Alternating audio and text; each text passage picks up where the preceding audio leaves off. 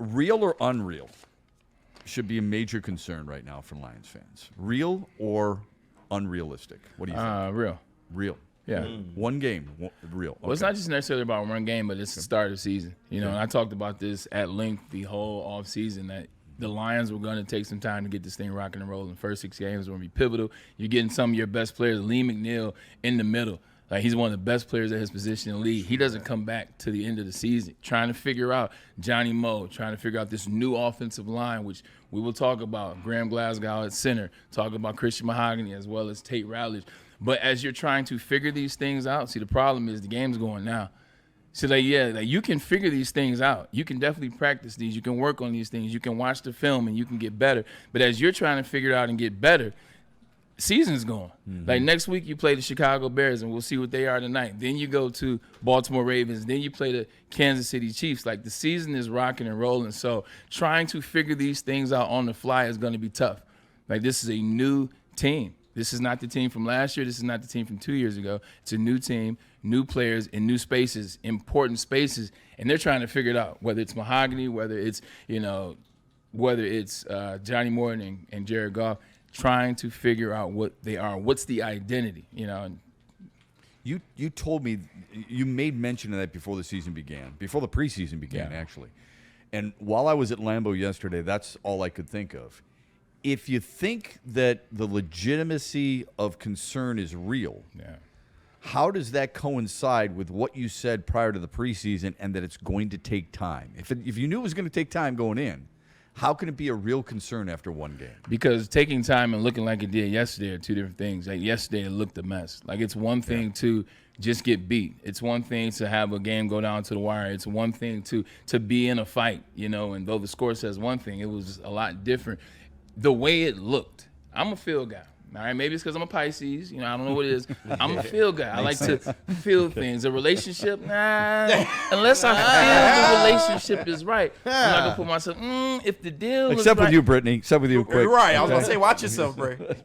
Trying to help. With that being said, I didn't feel like the Lions had an identity yesterday. I didn't feel like they came into that game with the same expectations that Green Bay did. I didn't feel like they trusted themselves. Like, just before we even get into the game, on 3rd and 4th down for the last 3-4 years, when it's 3rd and 4th down, what are you doing as Lions fans?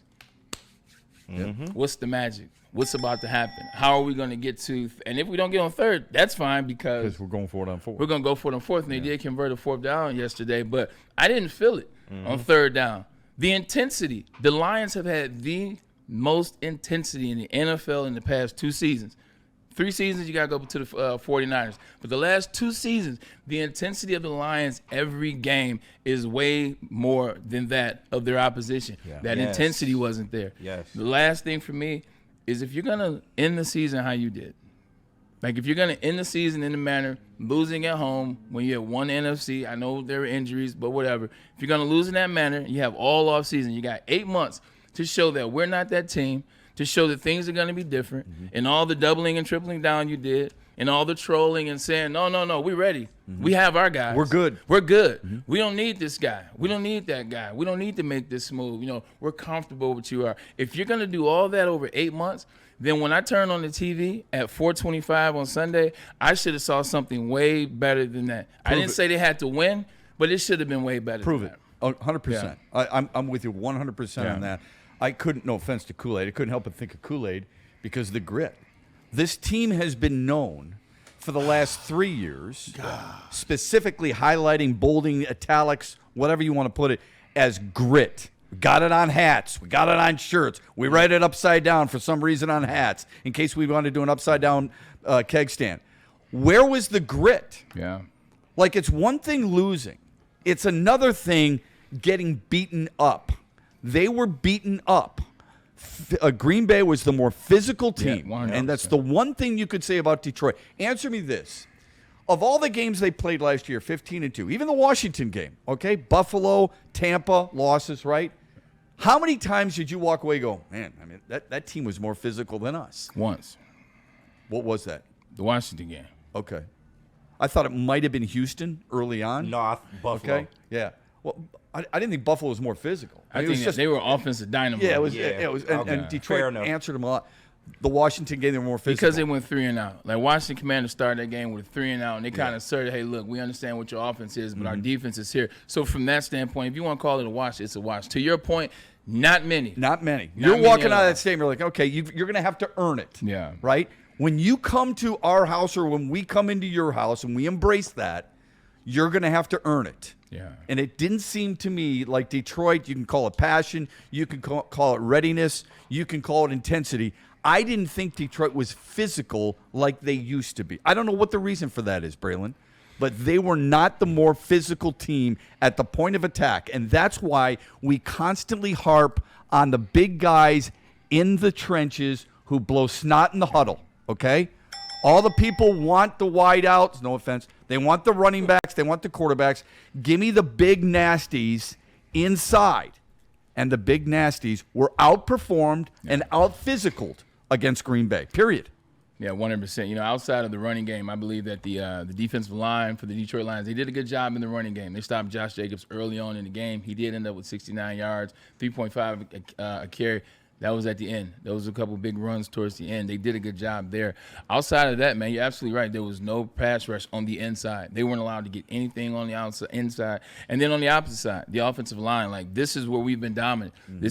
This has been the staple for us for the past 4 years. It's been Frank Ragnow. It's been, insert left guard, right guard. But it's been a catalyst. And we've got movement at the point of attack. The movement at the point of attack for the past 4 years has been amazing. A lot of times Jahmyr Gibbs and Dave Montgomery hadn't gotten hit until the second level. They're 5 yards down the field. They're 4 yards. They're 7 sometimes down the field. Yesterday they were getting hit 3 yards in the backfield, 4 yards in the backfield. Jahmyr Gibbs couldn't find anything. Yards after contact, yeah. He didn't have those yesterday. Right. So that physicality was a real thing, and watching that. Also, they just look sloppy. When we talk about the preseason, what was the thing you asked about? What am I looking in the preseason? I said, fine. If you don't, and side note, if you don't want to play your guys in the regular season, in the preseason, make sure that first game of the season is not the Green Bay Packers who just picked up Micah Parsons. I mean, you didn't know that at the time. Make sure it's not insert a playoff team, a team that you're going to be competing with. Make sure it's the Carolina Panthers. Make sure that's who you're playing in the first game. But just otherwise, adjust. And at least, Yeah. I'm glad you brought that up because that's one of the many things I wanted to ask you. How much do you really think them not playing in the preseason mattered? Because I was the guy who said, I want to see him for a couple of series when I don't know. You got 4 preseason games. Yeah. You don't play it all. All people told me was this. Well, they've got those scrimmages. Yeah. They've got Houston. They've got Miami. And what did you tell me?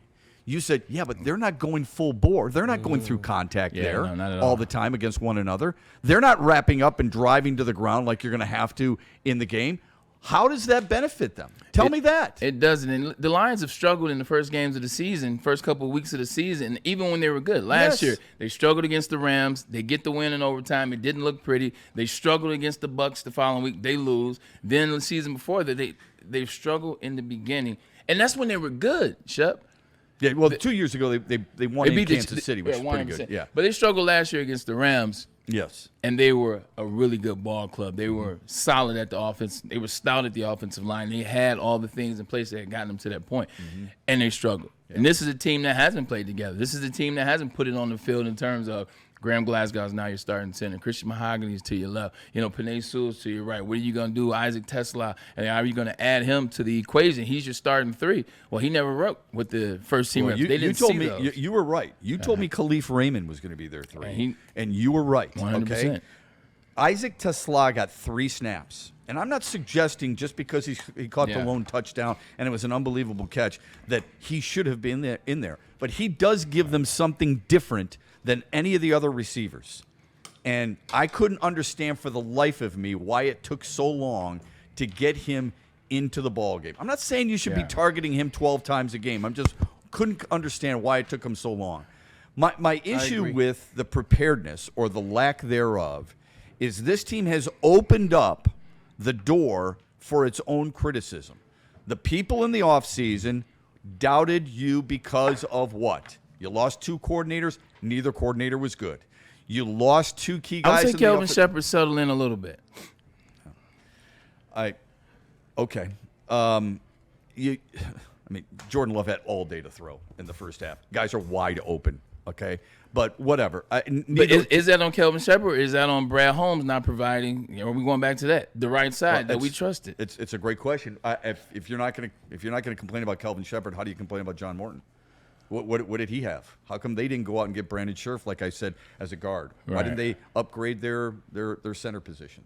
I don't know. I mean, I guess Complaining about Johnny Morton more so is what it looks like as compared to last year. Like, it's not necessarily the players. Sometimes it's about when to call a play.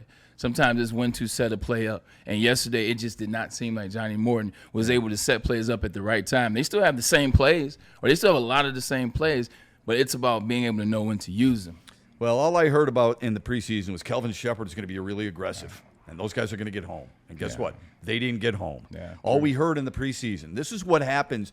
Fans hear the narrative.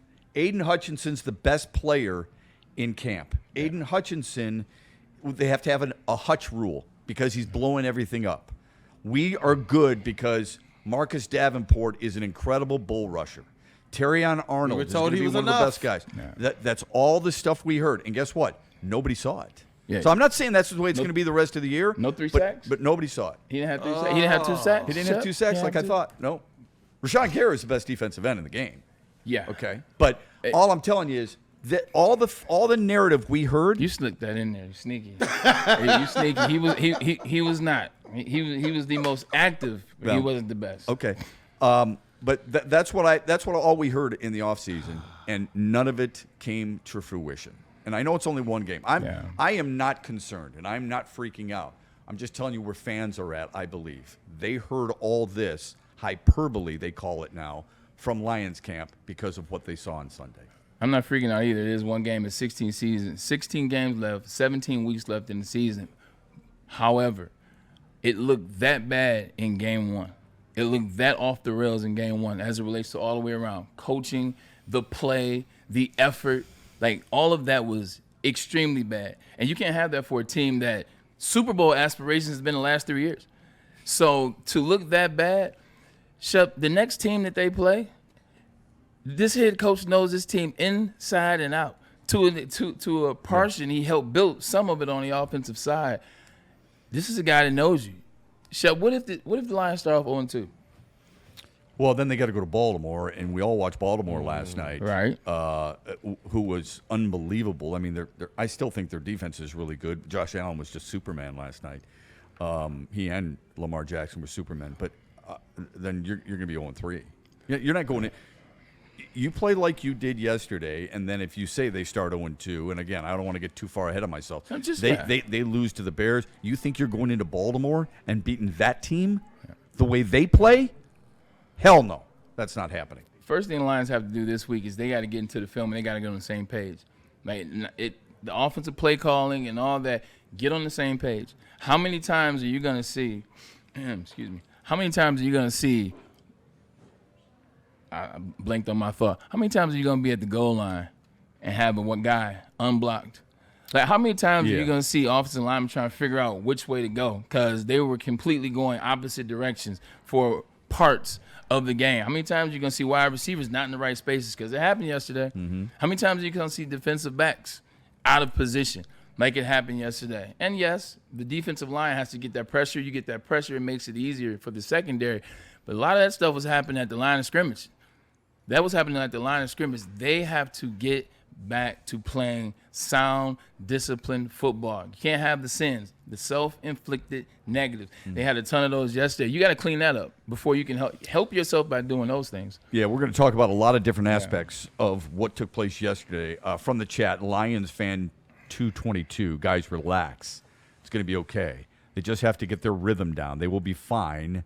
They won't be as good as last year, but they won't be the worst team in football either. We never said they'd be the worst team in football. Both Braylon and I predicted 12 wins. We both predicted, I predicted them to win to the division. Oops. You at least predicted them to go to the playoffs. So I don't think either one of us are freaking out. We are relaxed. The issue is whether or not this team can overcome its glaring omissions and problems. Look, can we do this?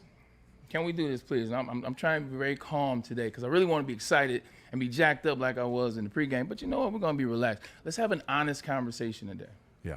That's all we want to do on this show. We want to have an honest conversation. You know what that takes? That takes you to say, you know what, they didn't play well yesterday. Some of this critique that they're giving, they deserve that critique. In fact, the last 2 times I've seen the Lions play, they haven't looked good. In fact, they lost both of those games. And how sloppy they played yesterday to a team that's in their division that I was told that they owned, well, they lost. And they got owned. And they didn't look good. And they play another division opponent coming up. So we're just sitting here having a real conversation about it. It didn't look good. You guys got to stop getting pissed when people talk about your team if you don't like it. If you don't like it, then maybe Johnny Morton and the offensive line should have played better yesterday and coached better yesterday. Yeah. Maybe the team should have had more energy and more effort. I was expecting to see the team that goes to Lambeau in the last 2 years, and they are jacked out of their mind. Do you remember when they went to Green Bay and knew they were not playing in that playoff game?